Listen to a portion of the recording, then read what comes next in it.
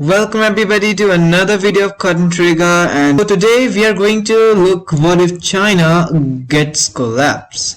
But before starting the video, so please do like the video, subscribe to the channel, and all that support is greatly appreciated. So now let's get into the video.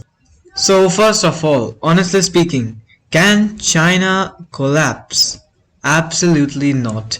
China is the second largest economy and the third strongest country in the world. I mean, it's a global superpower like the United States, Russia, India, and maybe these two guys. So they are quite powerful. But obviously, there are some, some regions in China do not like the government, like this East Turkestan and Tibet, because they were annexed by China in 1952. And obviously this region of China where a lot of Mongolians live, actually more Mongolians lives in this area. So this will be an interesting scenario. So first of all, let me color China in blue. Okay, so we have our China, but for the sake of this video, let's imagine that China's government just collapsed. I mean, China's government is still there, but the China's leader Xi Jinping is not there. From now on, he is out of the power, and now everyone is hungry to take the power of China. Especially Taiwan wants recontrol of this entire region. So now let's start with East Turkestan. They will be the first to break away. This will be a great rebellious group, and they will, in the start of the rebellion, they will acquire a lot of land, as you know, because they are quite large. And along with this, Tibet will also break away from China. Here in the inner Mongolia, again a rebellious group emerges, and they want like to join with Mongolia. Obviously it is not funded by Mongolia because they are not that strong. And at last we are having a pro-Western group emerging into China. And this will be our last rebellious group, and now China is going to fight all these guys. It will be a quite great task. At first, all these guys will make great advances into China. The most powerful will be obviously the pro-Western, because USA and the Western world will fund it. Taiwan, if this wins, and obviously it will be controlled by Taiwan. So, and here in Tibet, they may push somewhat into China, but not much, because they are established on Tibetan plateaus, which are quite high. And China will push this Mongolian rebellion back, because it is the weakest, and it will almost end completely, almost. And yeah, this is how China is looking like currently. They may push a bit East Turkestan, but basically China is losing at this point. After this, China will quickly be able to push Tibetan forces back. Not forces, their rebellions. And some countries may also join this war directly or indirectly, I don't know, but some countries may. China is currently succeeding in pushing the rebellious forces back, and they are now quite successful. Here in southeast China, the Chinese forces make great advances, capturing most of their major and the core land, because this rebellion is established in the core land. And meanwhile, someone else too joins this war against China, and that is a country. And you must have guessed it wrong, because that's Myanmar. They will declare war on China.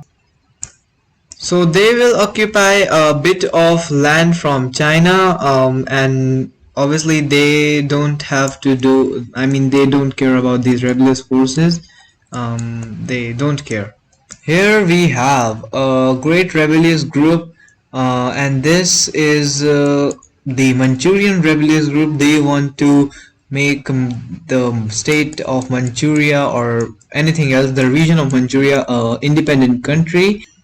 So these guys are quite established in Manchuria, and they even start to push back the Mongolians because they want to establish greater Manchuria, I mean independent Manchuria, and Manchuria is like all this region. And guess what?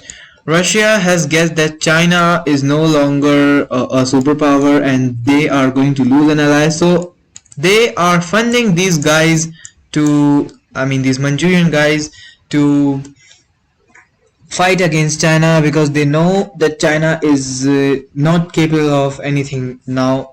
If even if they survive, they will be of no use. And someone else again come back. These are the Mongolian guys, and they are now quite powerful because Russia is funding them as well, and they are threatened by the Manchurian. I mean, Manchurian guys are threatened by Russia not to attack on these guys. And seeing this as an opportunity, the Western, I mean all the rebellious groups start to push again into China because Chinese forces are now protecting Beijing, and the Western group is now quite dominant because they are being funded by the West, and they captured, I mean the most of the core Chinese land, and now China is completely crippled. The Tibetan forces also take some land, and at last some of these guys also take the East Turkestan. They take some land, and the remaining goes to this pro-Western group, and China just collapsed even though they were here, the forces were here, but it was of no use, and China just collapsed. And now let's look at the peace treaty, what happened. So here's how our peace treaty looks like. I have not erased the borders. Obviously I have erased this one.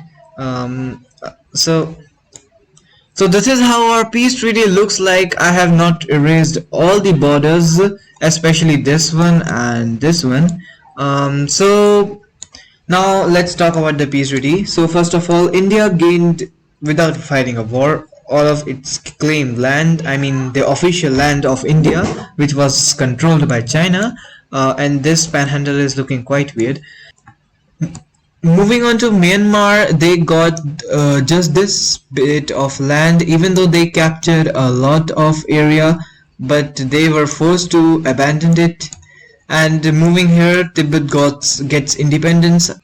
Sorry for my drawing, this is looking quite bad, but this is how Tibet roughly looks like.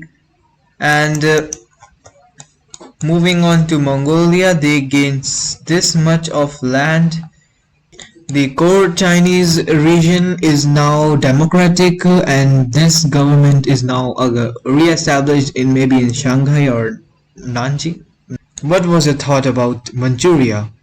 Did you really think that it is going to be independent?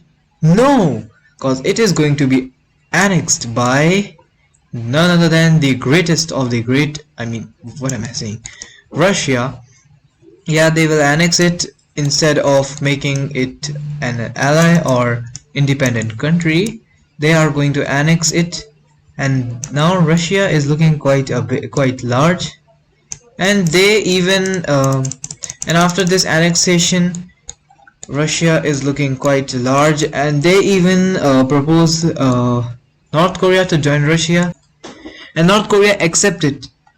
So Russia will North Korea will join Russia, and honestly speaking, this is impossible. Just to the sake of this video, cause collapse of China is impossible. So now, so this is how our peace treaty looks like, and this is the end of our video. I hope you liked it. If you liked it, please do like the video, subscribe to the channel, share it to your family and friends. I will meet you in the next video. Till then, bye bye.